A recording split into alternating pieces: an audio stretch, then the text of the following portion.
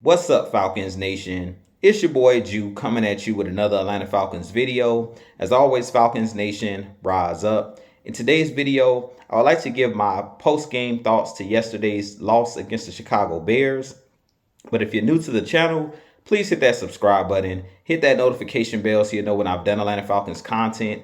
Hit that like button for your boy. I do appreciate each and every one of you guys for your continued support. Continuing to share out my content on all the social media platforms. If you'd like to follow your boy on Twitter and Instagram, you can follow me at Jew Talk Sports. If you'd like to donate to my channel, you can donate to my Cash App, which is the $ Jew Talk Sports. And if you'd like to be a part of my Jew Talk Sports membership, you can hit that join tab here on the channel as well. But with that being said, let's jump right into the video. So first off, I want to wish each and every one of you guys a happy new year. I hope that all went well in 2023, and I wish you guys nothing but the best and blessings in 2024.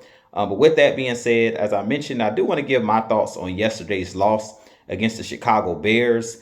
Shouts out to the Chicago Bears for winning this game yesterday against our Atlanta Falcons. They did beat us in all three phases of this game: offense, defense, special teams, and coaching.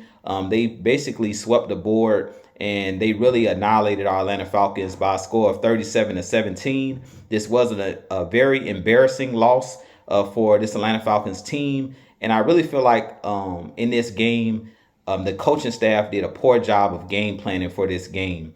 I continue to state this over and over again, and I stated this all season long. Coach Arthur Smith hasn't done a good job this year of managing this team, managing games. The game plan was not a good game plan. You go into Chicago knowing that it's going to be a cold, snowy weather game, and you come out passing the football. I continue to say that this Atlanta Falcons team, bread is buttered on the offensive side and the defensive side in the trenches.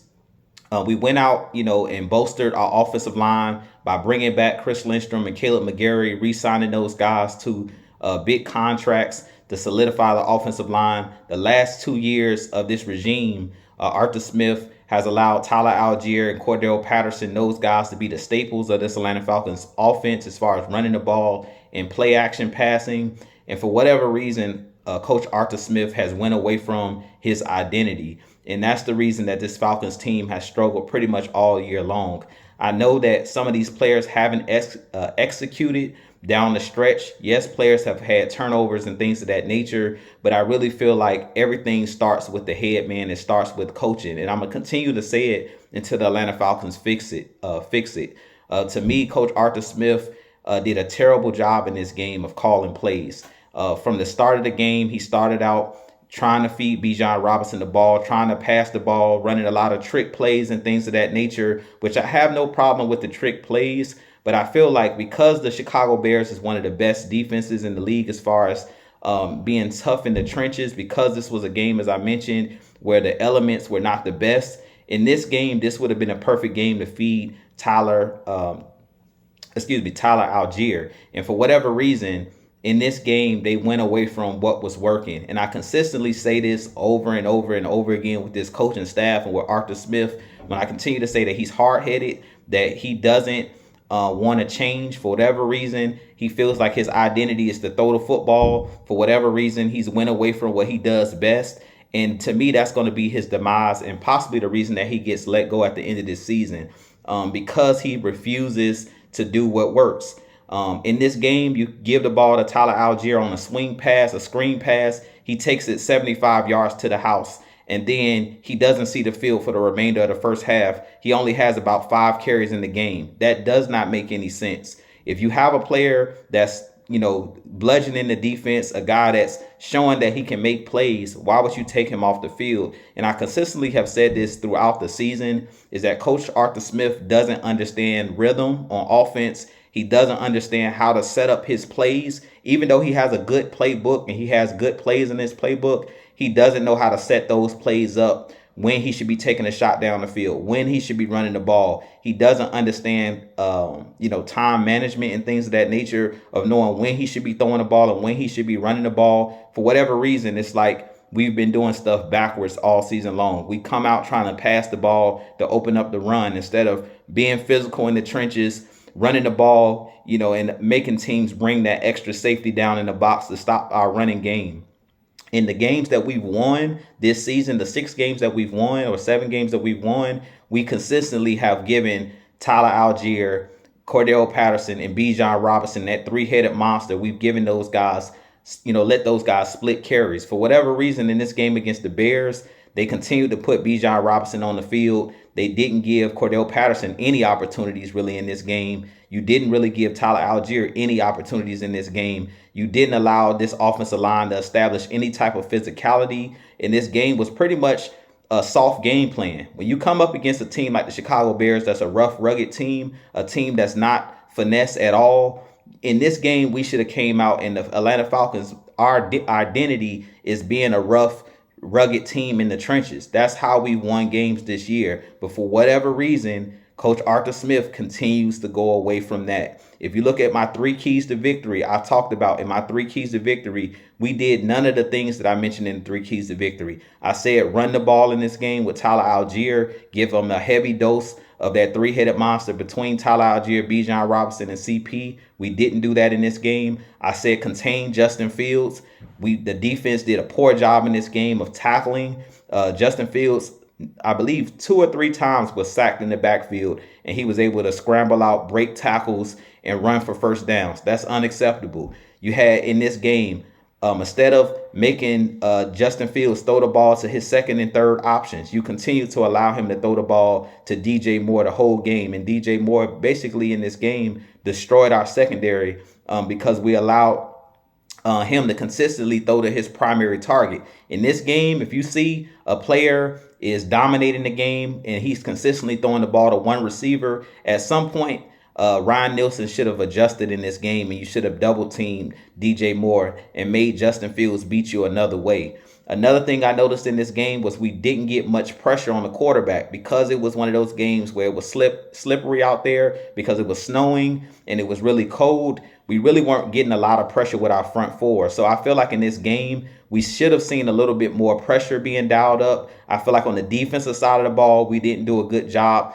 of opposing our will. I feel like it was too many times where we were waiting to see what Justin Fields was going to do. We was too worried about him scrambling. And in this game, it took away the aggressiveness of our defensive players. To me, in this game, our defense and our offense, we played on our heels. Instead of doing what we do, as far as letting our linebackers flow downhill, instead of those guys being aggressive in this game, it was a lot of plays in this game where guys were just standing flat-footed, getting caught basically in no man's land, and Justin Fields was able to take advantage of that, and Bears offense was able to take advantage of that. So I really feel like that was the biggest problem on the defensive side of the ball, is you want to force the offense to adjust to what you're doing on defense. You never want to be on your heels on offense or defense. You never want to just look at, okay, well, they're going to do this, so we're going to try to make adjustments to what they're going to do.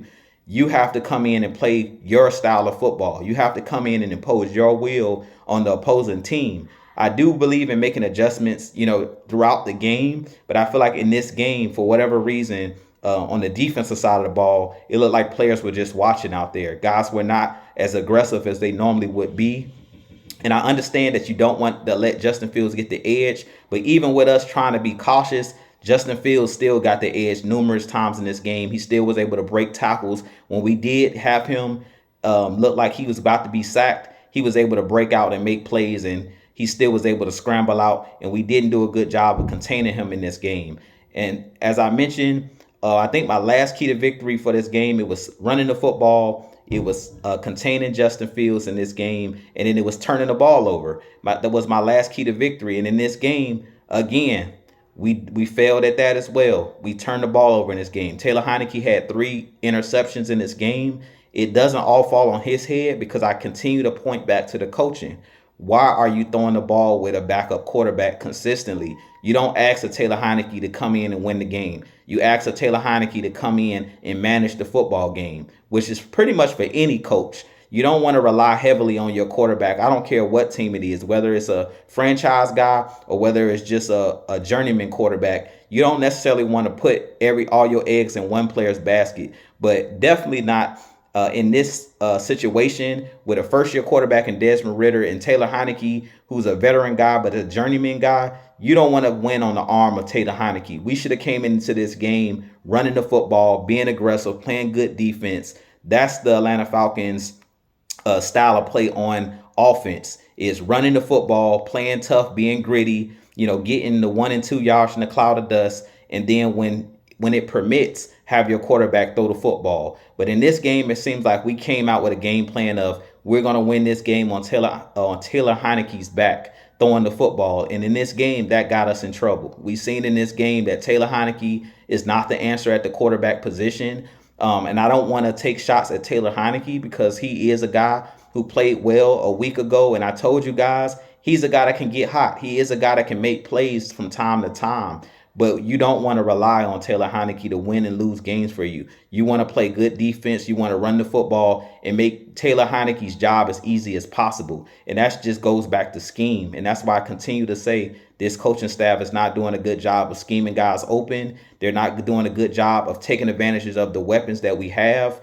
These plays are too vanilla. When we are trying to be, trying to do trick plays and things of that nature, a lot of the times the ball is fumbled. It's not being executed the proper way. And when you see those type of mistakes being happening, when guys are making mistakes, that goes back to coaching.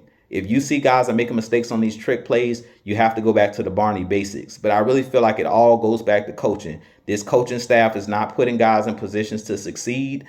This coaching staff hasn't done a good job of managing the football games. And at this point, I really feel like that's going to be the downfall to this Atlanta Falcons coaching staff when it's all said and done. If they end up getting let go, that's going to be the reason why they get let go, is because they haven't done a good job of managing these games and putting these weapons in positions to succeed. But with that being said, this been your boy Jew. With all of that being said, this Atlanta Falcons team still has a chance this week to get into the playoffs. I do hope that this team wins on Sunday because we know we're playing our arch rival in the New Orleans Saints. And I never will root for this Atlanta Falcons team to lose.